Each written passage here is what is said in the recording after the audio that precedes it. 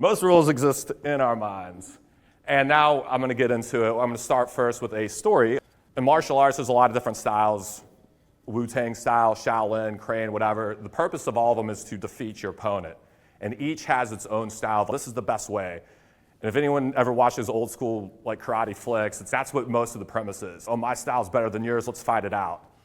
There's a lot of styles in media buying. And I think the superior one is similar to what Bruce Lee said about Jeet Kune Do. Jeet Kune Do being his methodology after being a lifelong martial artist of, hey, don't study the style, study the outcome. Be like water. The technique will limit your ability to enact that technique, is something that he says. This quote I love, there's no such thing as a style if you understand the roots of combat. Let's change that out to the roots of ads, the roots of media buying. The trainings that I'm gonna share with you haven't changed a lot that I've made in the last 5-6 years. I update them every now and then. And it's not because my style is any superior to anyone else's, it's because they're so fundamental that you just can't change them. It's, oh, I'm a French trained chef or I'm an Italian chef. Regardless of your style of cooking, salt is still a good idea, right? Not burning your food is still a fundamental thing to cooking. And that's what we look at with media buying. So we want to not let the style inhibit us. And one last story on the martial arts side, there was a guy learning Wing Chun style fighting, invented by a woman. And he's, hey, teacher, I noticed the technique says to move your hand in this certain way. But when I'm putting this into combat, I do it a little bit different than the technique and I find it effective. Which way should I actually do it? And the teacher just said, yes. The point being, it doesn't matter what the technique says, it matters what's effective. And so we're going to look at a few things like that today. So there is no superior motive or method. And again, a lot of my media buying career, I was like, man, these agencies have something that I don't. And the only thing I can say is there is no secret sauce to it. You give me 10 minutes, I'll give you 10 different strategies and give you a theoretical definition of why it'll work. There's like the Charlie T method of the 3-2-2, 3 ad creative, 2 headlines, 2 primary text, dynamic creative. Oh, that's the perfect strategy. Or I saw this one dude, and he might be a good dude. I mock him because I'm just sick of seeing it. He's like, oh, the Shoney 2-2-2, 3-2-2 method, and one's retargeting, one's this, and it's CPO. And dude, no one cares. Like, it doesn't matter. So you're going to see those constantly. And any of these strategies all work most of the time, some of the time, but never 100% of the time. Fundamentally, they cannot work 100% of the time. And so the more you try to force delivery to a specific audience with any kind of hack that you might have in the ad set, oh, I'm going to get my targeting perfect to target just the most high-intent buyers or whoever it may be, Facebook's going to punish you for that. In fact, I mean, I've seen that, again, over and over again. An agency that I was recently working with got this thing called Audience Lab. It's like a third-party data tool, and they're like, oh, we're going to pull like all this data of your target audience and then create a lookalike. And they're talking a big game, and the agency's like very excited, hey, we're going to implement this. I had a little bit of trepidation. I'm like, all right, let's see. That's my reaction to almost anything. Yeah, we'll test it. You cannot have an ego in this game because the data will smack you. Out of dozens of accounts we tested on, there was no statistical significance of Audience Lab did better than the other. Sometimes it worked really well. Sometimes it didn't. Because what it's saying is, oh, Facebook, we're going to force Facebook to target a certain people. The algorithm does not work that way. You used to be able to target one single person, but the more you try to pigeonhole it, your costs are going to skyrocket, your frequency is going to skyrocket, it's just not going to be effective. But people try to tell you, oh, I got this special like targeting strategy. It doesn't exist. So the biggest agencies don't do anything special. In fact, a lot of them, it's like so templatized, you're probably doing stuff better than they are. The best media buyers I've ever met are the ones that have no style. They're like, there's a meme of the bro media buyer who's just like, all right, I'm just going to launch this ad and whatever. And then there's like the nerdy one that's, I'm going to construct my ad sets in a certain way and blah, blah, blah. And I've been a mix of both of those. But if your outcome is focused solely on the client and the person you're trying to reach, that's the best strategy. And then as long as you're analyzing your data of, okay, a $50 lead, and then I got another ad with a $30 lead, 50 is more expensive than 30. Yeah, maybe the $30 ad is better. It's that fundamental of looking at what, greater than or less than. And then, of course, and I'll get to this later, is like the quality. Because if you get into lead quality issues of, well, this 50. We've changed some stuff on the ad. Now our lead costs go from $30 to $50, but the quality's better, more appointments, more sales. Yeah, that's a win. It's all contextual, but on the front end of the data, go with your lowest cost leads or your ads or lowest cost per acquisition, things like that. I'm not going to touch on this a ton, I don't know, because I don't think there's a lot of e-com people in here. And Liza, you and I should jam on this. There's a theory on ROAS is not the best metric when you're looking at the ads. It is a metric you want to look at. I geek out on this stuff, so I'm not going to go down that rabbit hole. 80% of your issues, at least, will be solved just by a better ad. What's your offer? What's the ad copy? What's the messaging? Are you using video? Are you using images? Use a mix of both. We talk about differentiation and learning styles. Some kids are visual, some are like auditory, some need to do it. Everything on Facebook's behavioral algorithm. It's predictive on what they think the action they think the user is going to take. Some people engage better with video, some with images. You need to have both to get the full amount of the audience. And there's another thing I'll cover on that. So if your stuff's not working, just try a different ad. And that's it. At the Elite Media Buyers Academy, their thing was hyper testing, like insane amount of testing. And that came from a perspective of, do you want to scale from 1,000 a day to 10,000 a day? Most people aren't in that space, but the only fundamental of that teaching methodology was just test a billion things. And they had a structured way of doing that. So yeah, how do you do this? Right now I'm giving like a lot of theory. Again, the SOPs you'll get will have it all laid out, like way detailed. So if this was like a one-pager of, hey, Paul, you got one page to tell everything on how to do media buying, this is it. And again, this comes from, not from a place of ego, but I've just done it. I'm just tired of looking at the stuff. I'm like, I just know how to get it to work. So step one is micro iterations of winners. So you find a winning ad, you duplicate it, make a new headline. That's it. And I always, in this way of thinking, this is my insecurity where it can be a superpower. I'm like, man, how am I going to justify this to the agency who's hired me to do this? Like, Paul, all you did was just put a new headline in. What the heck? And one of the things I learned from Kat's crew, Karen, absolute legend, is they're not paying you to work as hard as you can. They're paying you for the results. So the data-driven way is, no, I made a data-driven decision using the best ad and only changing one thing. It's backed by historical data with the elements that are most likely to already work. We're going to change one element of it. It's micro-testing and just making iterations. Videos you can squeeze a lot of juice out of just by changing the thumbnail. What's going to track and stop that scroll. Everything is a check and balance. So once this stops working and things fatigue, then you just go to the opposite. What haven't I done? So maybe you're making iterations of your best video, and then just it works, and then until it doesn't, maybe costs are going up, then it's, all right, let's go in a whole new direction, put a bunch of images in, and see what happens. So find what works, iterate until it stops working, and then test something completely different, while also keeping your same best ads. The trainings will show more on like how to prevent ad fatigue. Sometimes just taking your ads and putting them into a new audience is the best strategy. The ad works, and especially in local lead gen, you just gotta like change up the notch. I equate it a lot to Roomba. I think is a very basic form of AI. Zooming around your house, cleaning, theoretically it knows, like corners and ledges, and it sees objects, and it's a basic AI. Sometimes it gets trapped in the corner, and it's just me. So you pick it up and place it in the middle of the room, and now it's good to go. And I'm sure most of y'all, if y'all worked on Facebook with any time, it's a $1 billion company, it's huge. It's still run on duct tape.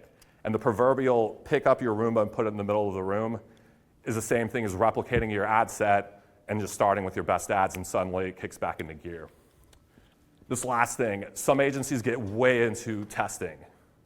Testing is good, but testing for the sake of testing is going to waste your client's budget. The goal isn't more testing, the goal is to find those winning ads. Like with some local lead gen folks, like I barely touch them. I may pop in literally 5 seconds, take a look at the data, I'm out. Do that 2-3 times a week. Still working. Does the client want me to go in and make a bunch of changes just for the sake of doing it? No, they don't care. Now again, contextual, if the quality's not there, sure, there's a lot that I'm going to do. The goal of testing isn't just for more and more testing. It's dependent on how much budget you're spending and I guess how do you utilize that budget, more nuances. But in general, Find a handful of ads that work and they will keep working. The book Ogilvy on Advertising, David Ogilvy from back in the day mentions in his book this like bicycle ad. So, yeah, this has been running in the magazine the same for years and years. They found a winning ad, they just keep doing it. Sure, there's ad fatigue, but the market refreshes itself, it replenishes itself. Someone sees an ad on a Monday, doesn't do anything, maybe next week they're more into making a buying decision on your ad. You just don't know. So you don't need a ton to get stuff to keep working. I don't like dynamic because you don't have any control of what ad gets spent. Theoretically, Facebook should spend money on what's going to work best, but it doesn't. I equate it to like cancer. Like your body knows how to self-regulate. Occasionally, something goes screwy, and it doesn't. And so even if you have, let's say, individual ads, let's say I got 5 individual ads I'll launch somebody, there might be an ad that has like super cheap leads, but only $50 in spend, and then you got another ad that's spent $150 with not a single lead. Like Facebook, what the heck? Why'd you spend my money like that? So in dynamic creative,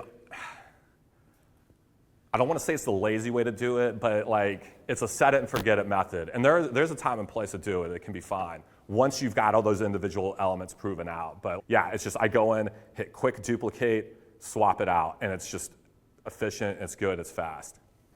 The counter to that, because the checks and balances, we have the AI it's smart as fuck.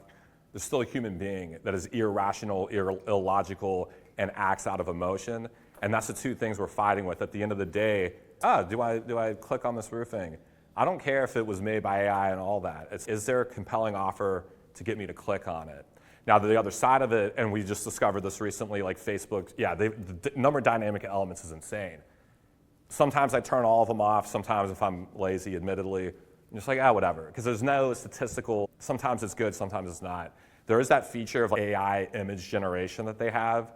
We have often seen that do, just because Facebook does have that thing where they will favor your ads if you use any of their new tools. And we've seen it like when Reels came out, you started putting Reels, your reach, organic reach was through the roof because they wanted people to use that new feature. So there is that little bit of element, but ultimately just looking at that data, was going to tell you. And in the same way of there's no 100% foolproof method, because we have a naming convention in our ads, it's like, all right, AI image generation. Sometimes the click costs like $26. And in another account, same industry, same niche, almost like identical ad, that same AI image is getting like dirt cheap leads, like significantly lower lead costs than what had been trending at. So it's where everything, just test it and let the data tell you. The client retention formula. I'm not good at like giving cool names of you just package stuff up. Here, let me sell you this. So we talk a little bit about the media buying side. So much of what we do as media buyers, and I learned this, is impacting the CSM, the account manager, whoever's in contact with that client's happiness and retention. So in a way, we take a lot of that on because those CSMs, what we tell them, they're going to tell that directly to the client, and I've learned that. And it is a positive relationship. I think that they should remain separate roles. Some people combine them very successfully.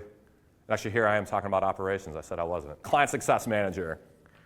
Some people call it account manager. Some people call it client success manager. It's that person who is in communication with the client, just in general. That person is also like a project manager, but whoever's like owning that consistent relationship is who the CSM is, or the CAM is another way, client account manager. I have gotten pulled in more than a few times, like a lot, where like suddenly I'm on client calls. So I have been client facing quite a bit, but typically I'm behind the scenes and just the client account manager or CSMs, hey, the client's asking this, that, and the third. I send them back, here's the strategy, here's what we're doing, here's our analysis of the data, and they take it back to the client. And so that's where all this is influenced, of that like bridge between media buying of the ad account. And I think that's truly what a true media buyer should be, is a strategist, a good communicator, someone who knows offers, knows ad copy, knows ad creative. I've often been pigeonholed of, I can get a media buyer from the Philippines for $800 full time, they can handle 20 of my clients. Well, like media buying is an entire department. You can do it by yourself for sure. If you've got like a small group, that's fine. A handful of clients, it's totally viable. Media buyer being the person like in the ad accounts, pushing the buttons and doing those things. And I think neither of those terms are ever fully defined. Like people say, oh yeah, I need a media buyer. But what they really say, they're saying like, I need a media buyer, I need a strategist, I need someone to do the ad creative and ad copy. And they think all media buying is you just push the buttons, it's not that hard. We want to set the right expectations. You want to stack the deck in your favor. Do not skip a proper onboarding. I would say that's the secret sauce. And Kat and I were talking about this because I had this realization. Like the agency I've been with since the very beginning of 2019, Alyssa also came from the community, a stellar human being. She's got clients that I've been working on for 4 or 5 years. Like her retention is insane. We're not doing anything crazy different because a lot of lead gen companies now are doing like appointment setting and a call center and AI stuff. We don't do any of that. And we only have these like weekly reports, monthly check-ins. So the actual like management, we're not doing anything special, but I'm like, man, why do these clients stay for so long? My theory is because she has not deviated from the onboarding process. I think a lot of agencies make it all about them. Hey, here's how we're gonna work. Here's our expectations for you, whatever. People wanna be seen and heard, and even if you already know their industry, you still wanna ask them, hey, what's the biggest client objection for someone to become, let's say if you're a dentist, for a patient? What's your objection? Who are your competitors? What makes you different? All these things to let that client express themselves fully. I just truly believe this. People want to be seen and heard, and do not skip that opportunity to let them tell you that. Because again, I've seen these pitch decks, and it's just basically it's like how I'm just presenting to you guys. Like some agencies do that in their onboarding. Hey client, I'm just gonna speak to you for 30, 45 minutes. Or those folks that are like wanting to scale for the sake of scaling. Oh, well, it's not scalable if I have an hour onboarding with every client. Paul, you're dumb. What's your churn rate? A scalable business to me is one that has a low churn rate and a high lifetime value. Not just, oh, I can onboard someone and get them launched within a day. Nah. So next one, warm leads versus cold leads. I've talked to these solar savages, like a lot of these like blue collar salespeople, like I'm closing out 90%. I'm like, all right, dude, are those like warm referrals, they inbound leads? They're like, yeah, that's what they are. What about cold leads? I don't know, I'm guessing that. Listen, I'm here to tell you, you're gonna close about 5% of your leads, maybe upwards of 10 if you're really good. So 100 leads and 5 closes, what the hell? That doesn't sound good. But if you're stacking the ROI and all that, hey, solar rep or roofer, you're gonna make 10 grand from that. So you're gonna spend, let's say $5,000 a month on advertising, close 5 clients at 10 each and make 50. How does that math not work? Please enlighten me. So we wanna set that expectation, but also the source. Hey, sure, you're gonna close 90% of your referrals and warm leads. You're gonna close 5% of the other, and that can be totally fine. And if the math doesn't check out, then don't take them on as a client. The breakdown effect. Maybe you've noticed when you launch a new campaign, the results the first couple days are phenomenal, and then they dip. They have a term for that. And I learned that years and years ago. It's still a thing, because Facebook finds like the low-hanging fruit, and it's got to work a little bit harder. It's just a normal thing. So the key is when that happens, don't tell your client, holy cow, look at all this great stuff. You got a $20 lead cost. Yay. I lean on the side of pessimism. Hey, we got a $20 lead cost for your industry. That's very good. If we can maintain it, awesome. But we do expect these costs to go up. They're gonna go up a little bit, and then they're gonna level out as we go through testing. So we're not promising them the world, because then if you're trying to say, hey, these are above average results that you're gonna get all the time, that's a conflict of terms. Anything that's above average doesn't happen all the time.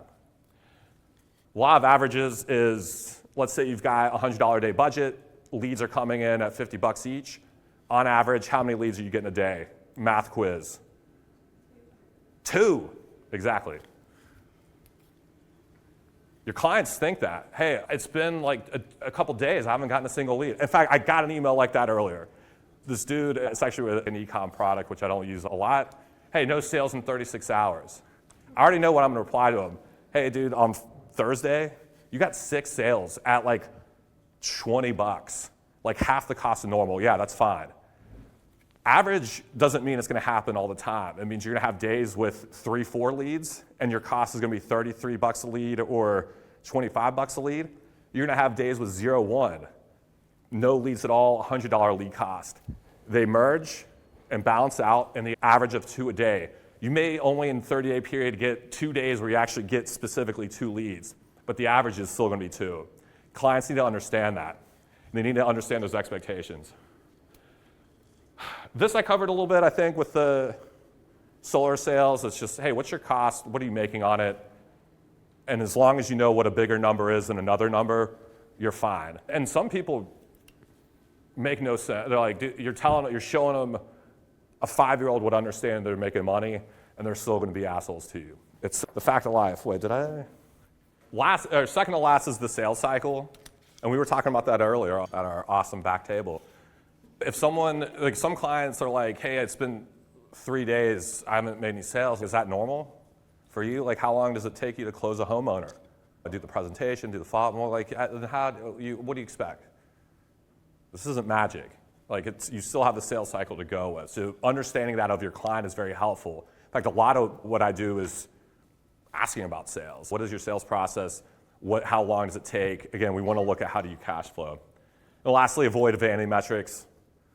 Don't be like, hey, no leads this week, but look how many impressions. Just own it.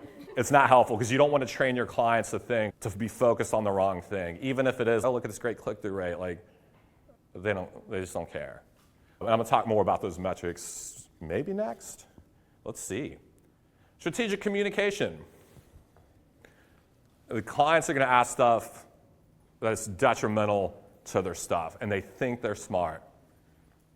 Not to say that, again, I got to humble myself because I still don't know a lot of you terribly well. Again, I'm still that insecure dude. That just comes from thousands of repetitions. For example, had a med spa client. They're like, hey, the CSM, account manager, is like, Paul, the client asked to take this ad down. Now, early Paul would have been like, yeah, absolutely. The yes man. In a lot of ways, I'm not a yes man. You know what I'm saying? When it comes to client work. I was like, all right, let me take a look at this data. Turns out that ad is the best performing ad. And so I said back to the account manager, I was like, hey, let them know this is our best ad, and if we were to change it or remove it, their costs are going to go up while we find a new winner. No, they still want to do it. And then after that happened a few times, I got better at asking these like pushback questions. Hey, what's exactly the issue with the ad? Why do they want it down? Is there a typo in it? Which often those just work way better. I don't know why. Or is there, and this is the case, is there an employee that's like not there anymore? Like, what is the reason for it? A lot of times the client's response is, we just see it all the time. We think maybe there should be something different. And so I'm like, all right, cool. And I tell them that same thing. This is your best ad if we change it. But I also present it in the way, now you tell me what you want me to do. I've given them all the information, and I've told them, hey, I'm not just your employee that you just bark orders at. And I think that is one of the ways that we reframe ourselves as agencies. Hey, we're just not another agency. We're a strategic growth partner that is fully invested in your business, because we're that like tough coach or tough parent that like at the time you're like, man, why are you telling me to do this? And then you're like, years later, thank you for telling me to do that. We want to present ourselves in the best way we can to these clients, because ultimately it is going to help your results too. Like, why would you want to take down your best ad? Now, if it's an absolute must, cool. But you've set the right expectations. Hey, we're going to test new stuff. The framework I have for reporting is past, present, future. And because this is how I communicate to the CSM, the CAM, whoever. Hey, Paul, the client needs an update. It's their monthly report. Okay, so here's what happened. The last 30 days, here's the data. It's the past. Here's the data, maybe a little bit of analysis, a couple sentences on an interpretation of that data. Here's also what we did in that time and what we're currently working on. And then here's what our plan is for the future. So you give them a strategy, and you don't hey, last 30 days your costs went up by $15 a lead. Here's what we discovered. Some fatiguing ads, here's what we've changed. We're testing new things. And based on the current data, we're seeing it trend in the better direction. And so really reporting of data is just telling the story of the data. People are lazy. And they should be. People don't want to just look at a bunch of numbers. Just tell the story of what happened without any ego, prejudice, or whatever, because the data, you can't, if your leads went from $20 a lead to 200, yeah, you can't hide from that. You just got to be like, yeah, they went up, but here's what I found. We found a tracking issue, or whatever it is. And they'll be very patient and appreciative of that most of the time. And then lastly, a great thing that Kat told me recently is just serve their emotional well-being when it comes to that strategic communication. Like, it is easy to be like, I'm busy, yeah, whatever, you're asking me these stuff, but you want to think about what is their worry, what is their concern, and how you're going to show them, I've got a path. Because people will be very forgiving if you tell them, hey, here's the direction we're going. Like imagine, I often think of like a guide in the wilderness. They probably or let's say hiking up, what's that big mountain? Everest. Every time that Sherpa goes up, it probably looks a little bit different. The ice is in a different place, there's more snow, less snow, and it's not gonna go perfectly smooth, but you still trust that Sherpa to be the expert in getting you up to the top. So it doesn't mean you're not gonna have times where performance is gonna dip, because you certainly will. But you wanna just show them, hey, I still know where we're going. I got that destination in mind. So, I told you I got a ton of stuff. We're almost done and we're coming up on time. I'm doing good on that. But I do feel like I'm just like this is literally everything I know that I'm just throwing at you guys.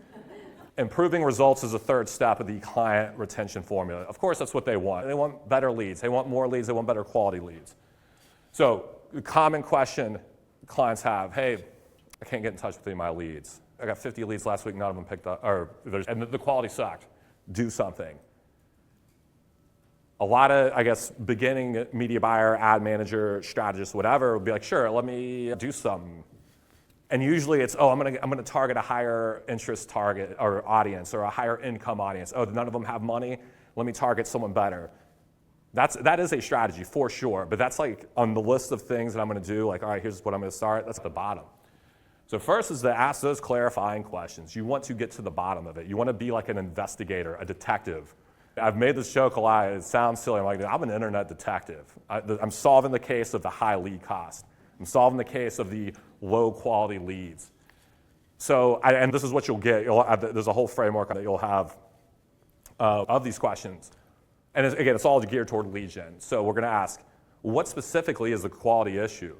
Are you not able to get in touch with them? Are you speaking with them, but then they're confused about the offer?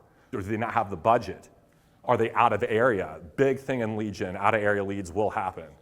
So you're asking that the same way that a doctor is gonna ask you questions. I'm big on metaphors. I just mentioned the detective. I'm also an internet doctor. So if I go to my doctor, I'm like, yo, my head hurts. He's like, cool, Paul, I'm gonna send you into brain surgery. If he were to ask me a bunch of questions, he might discover, oh, wait, Paul, you haven't been drinking any water lately. Maybe do that. That's a solution to a headache or a pain in my head. It could be brain surgery, it could be drinking water, it could be like take some Advil. Why would I want to go to brain surgery if I don't have to? So I want to get to the root issue, and people I think intuitively know that. I'm trying to understand you better. I think that's hardwired. They know that subconsciously, I want to understand you, and people love feeling understood and seen. So we're going to ask those questions. So that way we can treat the specific issue, because treating an out-of-area lead might be very different than someone who is confused on the offer. Like I had this auto styling client, and I forgot what it was. It was a consistent theme of people being confused about the offer. And I'm looking at like, intuitively we went through the whole process, like we didn't see it as the agency. But that's what the market was telling us. So like, all right, we're gonna change this. People think it's $1,000 when it really says like starting at. It's usually not an issue, but I'm like, all right, we're gonna change it, and it fixed the issue. But imagine if we had just redone all the ads as opposed to the messaging in the funnel itself. So client biases, I know I've touched on that a few times. Another one, bias is, hey, all the leads in the last week are out of area, or all the leads are just low quality, or all of them are this. I'm not a math dude, but I am now, because holy cow, it can just, hey, we're gonna take all ego and emotion out of this and just get to the issue. Hey, client, specifically, in the last 7 days, you got this many leads. How many leads in the last 7 days that you say are low quality were out of area, or whatever issue you might have told me? Oh, it's just 3. Okay, 3 out of 20. If that number increases, that percentage goes up, we're gonna make some change. It's a small amount. We're not gonna make a massive change due to a minority event. Or we might find, oh, all the out of areas or low quality came in the last 24 or 48 hours. It's a recency bias.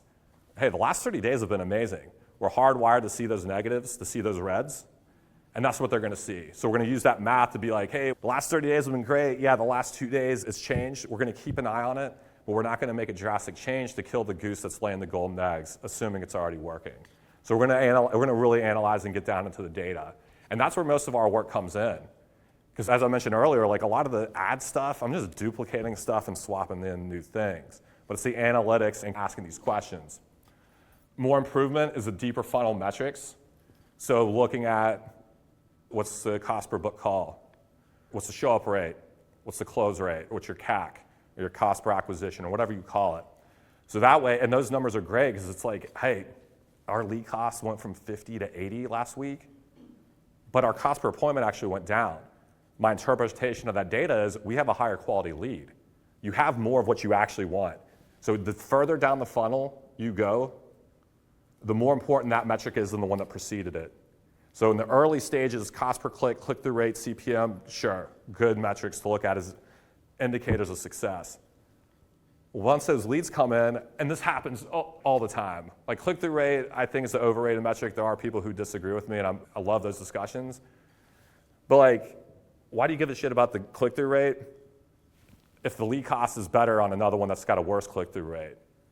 And then, okay, lead costs are great, but an appointment costs are crappy for this one lead. We're not happy with that. So the appointment cost is more important than the lead cost, more important than the other, onwards down the line. Because we're always trying to get us and our clients focused on money. They want a return on their investment. And of course, balancing that with the serving their emotional well-being. So getting it to a different audience, a new audience, is not going to solve your issues. I think that clients are very savvy and sophisticated now. Like they're tired of hearing that. They want to hear an actual changeable strategy that's going to guide them up that mountain. And this metaphorical mountain is reaching their business goals. Lastly, because I'm coming up on time, what do you know about questions? This has been huge for us in how we improve that lead quality. It's one element of the lead quality enhancement formula. Your ad is awesome, it's great, it's fantastic. They might just skip all over all that, but when they're forced to, I've got to answer these questions to fulfill, it's a way that they're focused in. Now again, it's never going to be 100% high quality. Hey, they got to answer questions. So there's two types of questions. There's the need to know and the nice to know. These solar guys I want the power bill up front, I want to know their credit, I want to know all this before the first call. Dude, your costs are going to be outrageously high. So let's remove the nice to have and lead in the need to have. Now there's a variant, I call it like I don't know, let me know what you think of this name. I'll call it the inception method of questions. And so using copywriting frameworks to write your questions. So we've been doing this a ton it's like the classic, hey, what's holding you back? What benefits you're getting? What's your biggest problem? So like for like dental implants, super boring industry, we're asking like, hey, what would be the biggest benefit if we could fix this issue? And the answer is I could smile, I would be more confident smiling. I could eat all my favorite foods. I could do this, that, and the third. Hey, what's holding you back? What have you tried before? We've done that with weight loss. Like to be a qualified lead, they don't need to know, the client doesn't need to know that this person has tried boutique gyms and other diets or whatever, but it's a way to enhance their emotional state by enhancing the benefit they're going to get and the pain point that they're trying to avoid. Hey, what have you tried in the past? What's held you back with working with other roofers? It's just a confusing sales process, or I just didn't know who to trust. That's a nice to know question, but to me that's an inception question because we're planting that seed in their mind that we're different. And so this is a huge way to improve quality. So it's the ad itself, the messaging, video or imagery, and a lot of times videos might be higher cost leads, but better quality. It's general, but not often. But that's a massive way to increase your quality. Look at your questions, what are you asking? And this is also what you can do with your clients. Like I've asked these roofers, do you need to know like how soon they're looking to get started? Now that to me is also an inception question. Let's get someone who's not looking at a year from now. But what are we trying to ask them to get them into that state to show here's why you need to take action right now? All this is going to improve your results more than, I changed my audience, I went to the high income. Like, again, I refer to the slide earlier, Facebook doesn't care, the user doesn't care. But I targeted right. This is all the SOPs I've referred to 18 times. All this is on media buying, scaling, client retention formula, like the expectations, common client questions, and how to answer them, offer creation with like more templates and examples. That's what I got today. I appreciate y'all's time.